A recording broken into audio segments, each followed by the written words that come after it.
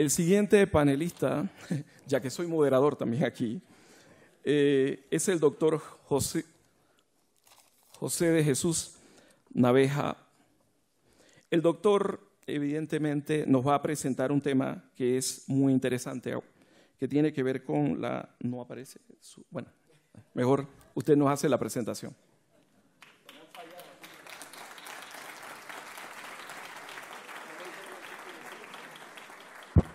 Me dejó al principio el criterio abierto, me lo dejó hacia con lo que yo deseé. Bueno, primero quiero agradecer al doctor William Soto Santiago por esta invitación. Admirable esta labor, y para uno es un privilegio precisamente poder estar en condiciones de hacer equipo con una persona que ha tenido un liderazgo que permea internacionalmente para cuestiones tan importantes y positivas, en donde el desencanto de nuestras naciones es enorme. Decirle que estamos muy orgullosos en lo personal de ver su currículum, su actuar. Nosotros, a mí me toca presido en México la organización más importante de abogados, más de 120,000 abogados en México, y nosotros tenemos consejerías y asesores internacionales. Por ejemplo, en Colombia está Hernán Olano García, que fue asesor de la Corte Constitucional. Quiero pedirle en este momento públicamente que sea uno de los asesores de nuestra organización, querido doctor.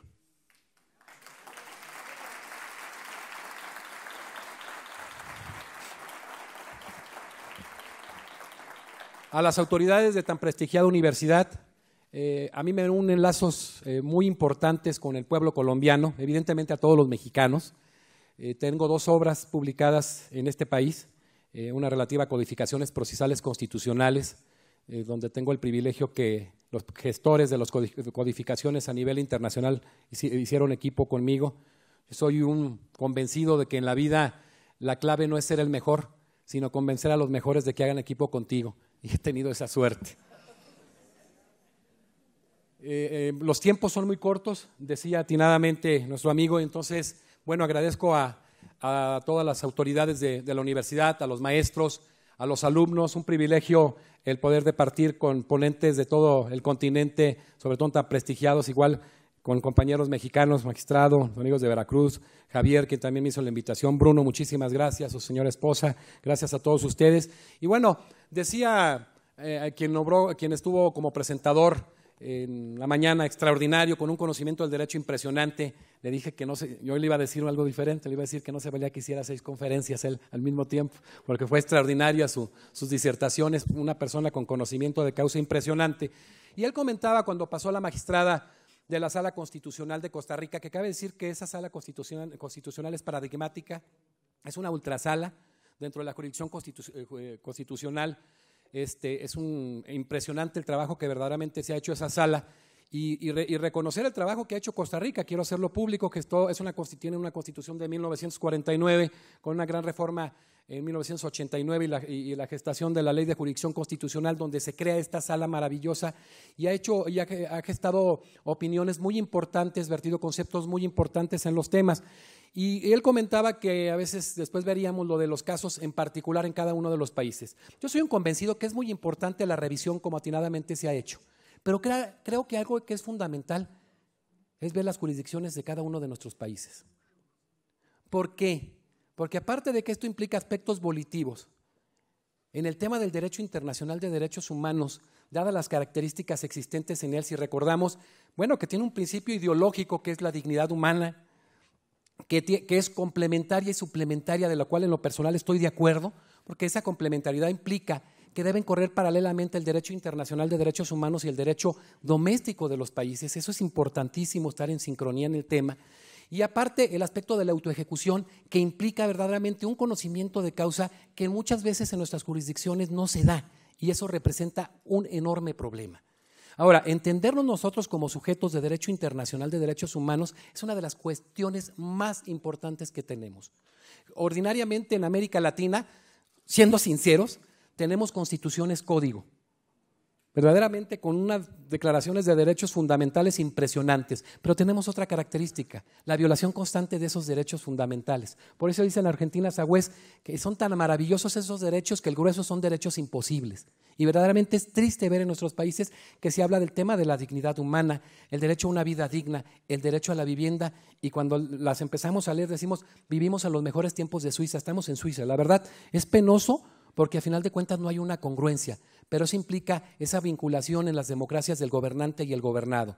Cuando la cultura de la legalidad permee, cuando existe un cumplimiento volitivo, espontáneo de la ley, en ese momento vamos a cambiar. Y si no cambiamos esas circunstancias donde la intolerancia persiste y el criterio de apertura es nulo, esto va a seguir igual. Perdonen la expresión, es una apreciación muy personal, pero les comento por el caso mexicano.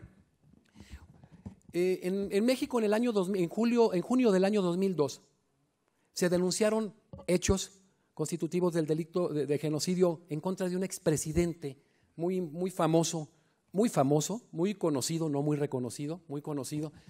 No digo el nombre porque luego puede haber complicaciones, e incluso uno de los miembros de nuestra organización fue el que llevó el caso en un aspecto de libertad en el ejercicio profesional, un gran jurista que es parte de la estructura de nosotros, porque hubo una matanza impresionante de estudiantes, ustedes recuerdan, a finales de los 60s y principios de los 70s. Se creó una fiscalía especial.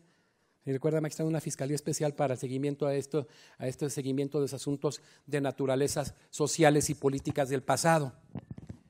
En su oportunidad se ejercita la acción penal y se va conforme al artículo 149, precisamente de un código penal federal de naturaleza del DF y territorio federal. Y cuando llega al juzgado de distrito, ni siquiera hace el análisis si de acuerdo al artículo 16 de la Constitución Política de los Estados Unidos Mexicanos se daba la figura, el tipo penal, los elementos del tipo penal y la responsabilidad, sino inmediatamente se sobreseyó manifestando que había prescrito. Y ahorita va eso al tema en lo que ha evolucionado, digo, en lo particular México y el grueso de América Latina. El asunto se va a un tribunal unitario, el Procurador General de la República pide que lo traiga a la Corte, lo atrae la Corte conforme a la fracción tercera del artículo 105, haciendo una interpretación extensiva que es muy importante dentro del desarrollo del Estado de Derecho en los países, donde se pueden ampliar las periferias de derechos fundamentales y procesos constitucionales. Y entonces, al resolver en su oportunidad, la Corte evidentemente confirma tristemente esta decisión ya tomada. Los argumentos, un sinnúmero de argumentos, el tema de que no exista retroactividad en perjuicio de persona alguna, ¿sí?, con base al artículo 14 constitucional, en el caso concreto de tratados, y verdaderamente quedaron impunes. ¿Qué pasa con este tema? Fue muy doloroso, muy doloroso para todos los mexicanos, sobre todo porque la credibilidad en el tema de la justicia, reitero, en América Latina es mínima, si no es que en muchos países es nula. Pero en el año 2011, en junio, para ser precisos, se implementa en la Constitución Política de los Estados Unidos Mexicanos, reglamentada, precisamente, tristemente, tenerlo que manejar reglamentada cuando ya México había ratificado la Convención Americana sobre Derechos Humanos en el año de 1981 y en el caso de la jurisdicción de la Corte Interamericana en 1998, y se establecen algunas pautas y principios de interpretación y se incorpora generando o gestando el bloque de constitucionalidad que más adelante con criterios jurisprudenciales de la Corte Interamericana se modificaron a niveles verdaderamente maravillosos. ¿Qué implicaciones tiene esta gran reforma en México? Bueno, primera, que principios claves como el de proporcionalidad y ponderación, en donde todos los derechos fundamentales y humanos se manejan en conjunto y se toman y se tienen que ver en el caso muy concreto cuál debe sobresalir. Imaginen en el caso del tema del genocidio cuál hubiera sido la resolución y ese gran tema. ¿Sí? ¿Qué sucede con esta maravillosa reforma? Y que hoy en día yo reitero que puede ser un mecanismo que se ha venido avanzando, en el caso concreto de Argentina, que en el control difuso ha hecho cosas muy interesantes y importantes. Aparecen algunos conceptos que verdaderamente son claves como pautas de interpretación. Ese principio pro homine que nosotros conocemos, en donde se deberá aplicar la ley o la norma que más beneficie independientemente de su nivel, obviamente ponderando derechos fundamentales. Imagínense la presunción de inocencia y esos temas también departidos por otro lado en conservar la existencia de grupos de esta naturaleza. Y entonces, cuando empieza a haber esta gran reforma, hay enormes resistencias. En el caso de Argentina, que ha manejado como nadie el control difuso, fue un manejo doctrinario del margen de apreciación nacional, de tal forma en que se señaló de que pues esto iba a ser de alguna manera un avance, se incorporaba a nivel constitucional y este principio precisamente manejado en el seno interno era compartido en el artículo 29 de la Convención Americana sobre Derechos Humanos sobre la interpretación progresiva, en el mismo tema del derecho internacional de derechos humanos que ya vimos, en donde debe aplicarse la norma que más beneficie. Aparece el tema del bloque de constitucionalidad, que es tomar precisamente de la doctrina de la jurisprudencia francesa en el campo de cómo el derecho internacional y derechos humanos forman un solo paño. Pero aparece un tema importantísimo que hoy en día constituye una gran resistencia y que en todo este tipo de delitos creo que va a generar un cambio definitivo. Y que está un magistrado, a veces el Poder Judicial Federal ha sido tan resistente que, bueno, alguna de los ministros ha dicho que los que defendemos este tema somos traidores a la patria, ¿no? Porque el tema de la soberanía, el tema del poder constituyente, el tema de la supremacía constitucional, se tienen que erosionar. A final de cuentas, no por el mismo proceso de constitucionalización, sino porque los derechos fundamentales no son tales si no existe la efectividad en relación a ellos. Y eso es un punto clave. ¿Y a qué voy en este tema? Cuando surge hoy en día el control de convencionalidad en sede interna, se establece la obligación, primeramente vamos a decir cómo evoluciona esto, de hacer un examen de confrontación por parte de las autoridades del derecho interno y del derecho internacional de derechos humanos.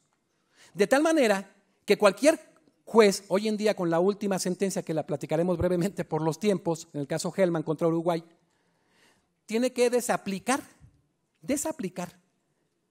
la norma de derecho interno que contravenga el derecho internacional de derechos humanos. ¿Qué hubiera pasado en el caso concreto de ese expresidente de 10 personas más? Una situación totalmente diferente a la que se dio y que gestó la impunidad. Porque en esa ponderación y proporcionalidad hubiera habido un cambio en los razonamientos por parte de la autoridad.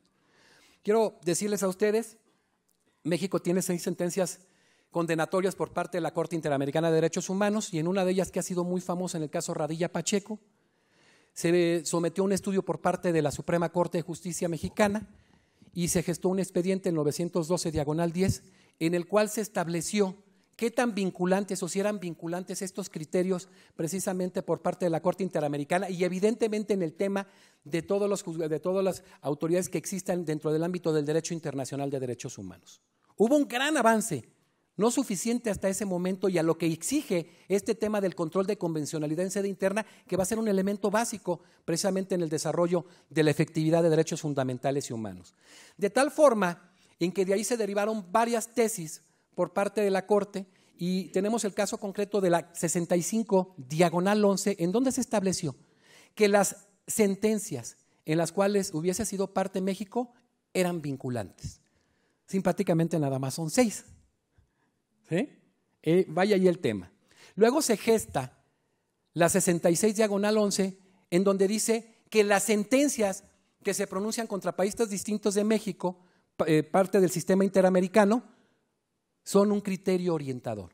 O sea, las puedo aplicar o no. O sea, un manejo discrecional.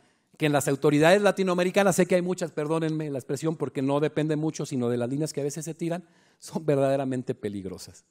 Es evidente que las sentencias donde eres parte son cosa juzgada porque son inapelables. Y las sentencias que son dictadas contra otros estados parte son cosa interpretada. De igual manera, vinculantes. Entonces, veíamos una evolución, pero imagínense el sinnúmero de criterios que se han dado a través de todas estas sentencias a nivel internacional. Y si recordamos la opinión consultiva 1/82 de la Corte Interamericana de Derechos Humanos, pues ellas tienen precisamente esa jurisdicción para interpretar cualquier tratado internacional en el tema del derecho internacional de derechos humanos. O sea, no hubiese sido la excepción el mismo caso del genocidio. Se siguen gestando con relación a este expediente 912/10 otras tesis muy importantes, en el caso de la 70, diagonal 11, en donde se establece cómo ya se reconoce en nuestro país, después de que lo manejaba el artículo 128 y 133 y jamás lo quiso hacer la Corte en el tema del control difuso, que coexistían el control precisamente concentrado, control europeo, que ustedes saben surge con Kelsen, pero después de algunos estudios, si analizamos, si ustedes analizan el artículo 11 de la Constitución de 1858 de Venezuela, está gestado con anterioridad ese control que en mismo Europa. Simpático, pero es un caso de investigación que se hizo a nivel latinoamericano y si lo analizan, ese control ya existía y entonces evidentemente a través del juicio de amparo, de la acción de inconstitucionalidad, de las controversias constitucionales, del amparo directo y del amparo indirecto. Pero ahora en esta tesis se reconoce cómo existe precisamente este control difuso tan importante en donde cualquier juez va a ejercer, y de hecho es su obligación, o sea, de manera oficiosa, ese examen de confrontación del derecho interno al derecho internacional de derechos humanos. ¿Qué diferencia existe? Bueno, que evidentemente en este control que existe concentrado, esa norma se declara su invalidez y se extrae del ordenamiento jurídico y en el caso concreto del control difuso simplemente se inaplica para ese caso muy en específico. Entonces, ¿qué importancia tiene evidentemente esta nueva función obligatoria de cada una de las autoridades? Quiero decirles que orgullosamente, digo, porque somos muy nacionalistas y en el fútbol no podemos presumir mucho, o sea, perdónenme la expresión, quiero decirles que un juez mexicano, don Sergio García Ramírez, uno de los principales constitucionalistas también del continente, gestó este concepto pretorianamente, en 2004 de votos razonados, en la sentencia Marchand contra Guatemala y la sentencia Tibe contra Ecuador, empezaron a gestar el concepto y a través de 4 sentencias muy importantes se fue dando solidez y extendiendo, como ahora se quiere hacer con los tipos, en este caso, en el caso concreto de estos delitos, se fue ampliando el ámbito de la aplicación de y obligación de examen de confrontación que tienen que hacer las autoridades en cada uno de los países partes. La primera sentencia, Almonacid Arellano contra el Perú, en ella se establecía precisamente cómo el Poder Judicial era quien no lo define completamente, sino dice como un tipo de control de convencionalidad, no lo maneja de manera oficiosa, ex oficio. Luego surge una segunda sentencia, otra vez en el año 2006, esta fue en septiembre, la segunda fue en noviembre del 2006. También, la primera, era contra Chile, esta es con trabajadores cesados del Congreso contra Perú, y en ella se establece como los órganos del Poder Judicial. Viene una tercera sentencia, que tristemente ahí le aportamos también al derecho en el caso Montiel, contra México, en donde se condena al Estado mexicano y se habla cómo este control de convencionalidad es obligatorio, no tan solo ya lo extiende a los jueces de cualquiera de los niveles, o sea, no los deja al Poder Judicial Federal, sino a cualquier tipo de juez. Y una cuarta sentencia que fue verdaderamente importantísima, que fue en el 24 de febrero del año 2011, en el caso de la sentencia Hellman contra Uruguay, en el que establece cómo están obligados a ejercer ese control de convencionalidad todos y cada uno de los órganos del Estado que sea parte. Entonces, si ustedes empiezan a ver este tipo de tesis, nos va dando luz en el tema, porque a final de cuentas tampoco los órganos del Estado están verdaderamente, sobre todo formados, capacitados en un criterio de apertura para establecer el tema del derecho internacional de derechos humanos en delitos de esta naturaleza que es verdaderamente aberrante y denigrante y donde demuestra que hemos regresado a la barbarie. Existe una tesis muy importante también que es en el caso de la tesis 69 diagonal 11, en donde en esta tesis se establece ya de alguna manera junto con la 68 cuáles serían los mecanismos en los cuales se modula efectivamente el ejercicio de ese control jurisdiccional. Y entonces ya ahí sí establece cómo se puede… Ya me asustaste. Híjole. Bueno, apenas se emociona uno, es lo malo de los 25 minutos, nos quedamos emocionados, perdón. Entonces, bueno, como me dan 5 minutos, mejor ya sincretizo, ya me están dando una buena lección. Resulta entonces que sí es muy importante todo esto de las cuestiones de ampliar los tipos, es muy importante todos estos temas, pero yo sí quiero concluir algo que se ha vivido de una manera muy importante. Por ejemplo, en el caso mexicano, hoy en día estamos hablando que cambiamos o vamos del tránsito en materia penal de un sistema inquisitorio a un sistema acusatorio, pero en ese tema coexiste ya el derecho penal del enemigo que alguno de ustedes mencionó. Y entonces, a final de cuentas, ese tipo de circunstancias y situaciones verdaderamente son inconvencionales, porque debemos entender que ahora con este cambio, con estos manejos jurisprudenciales, nuestro derecho, el derecho internacional de derechos humanos se constituye y se erige como norma de normas, y el derecho interno en infraconvencional. Por eso hoy más que nunca retomamos que es necesario ese análisis a profundidad por cada uno de los expertos para que a final de cuentas los tipos se comprendan las diversas modalidades a través de las cuales verdaderamente infames se afecta. Pero si nosotros vemos, por ejemplo, el caso concreto del Pacto de San José y vemos cada uno del articulado, a través de la jurisdicción constitucional interamericana vamos a lograr maravillas.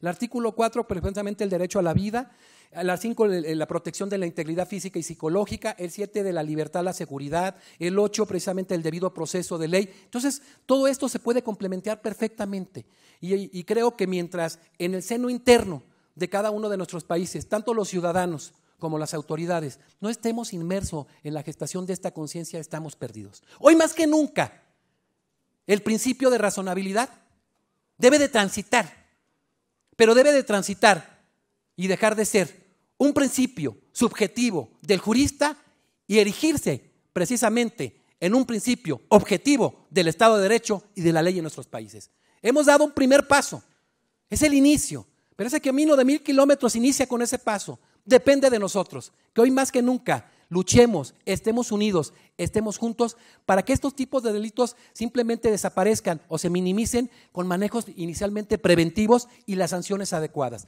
La prevención es lo último que se tiende a manejar.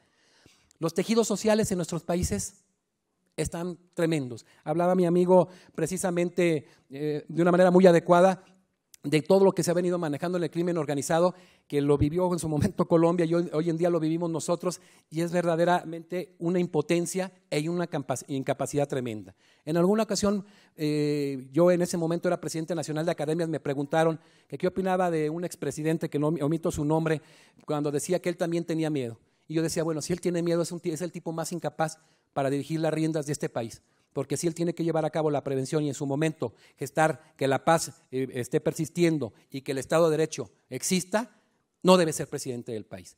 Por eso les digo, emocionado, qué bueno que haya gente como usted, doctor, qué bueno que haya líderes alrededor de usted que hacen ese gran equipo, porque para cambiar el estado de cosas necesitamos primero tener conciencia. Y en esa conciencia reitero y concluyo, si no iniciamos con las jurisdicciones constitucionales ordinarias, con las jurisdicciones constitucionales de nuestros países, creo que el ámbito internacional se va a perder. Jamás, pero jamás, el derecho internacional de derechos humanos va a ser residual, ni va a sustituir precisamente la jurisdicción interna. Tenemos que manejarlo en el aspecto complementario, porque si no, a final de cuentas, creo que se va a perder la esencia misma de la justicia. Luchemos juntos, pero sobre todo con esto que se ha gestado, estos foros tan importantes a través de grandes juristas, y que a final de cuentas la voz de los líderes del derecho en cada uno de los países se lleve para que cambien el estado de cosas. Yo reitero, respeto tanto en Argentina el trabajo, no porque está aquí mi amigo argentino que me dijo que era 8 y me gusta mucho cómo juegan los 8, porque de veras en el tema del control difuso, que es algo de las soluciones que yo creo que se pueden dar, han trabajado de manera maravillosa. Es increíble que ustedes hayan gestado el amparo en todos sus ámbitos pretorianamente, que para nosotros es algo increíble cuando lo llevas, que se haya creado el amparo contra particulares gracias a la jurisprudencia argentina y muchas cosas por el estilo. Entonces, nosotros estamos muy orgullosos de México, pero hemos volteado para hacer las grandes reformas a Sudamérica, se los decimos no con humildad, con inteligencia. La soberbia es lo peor que puede pasar. Si somos humildes y sabemos hacer equipo, creo que vamos a lograr a través de estos grandes foros, digo vamos a lograr porque me siento parte del equipo hoy con esta invitación, vamos a lograr que el estado de cosas cambie. Muchísimas gracias.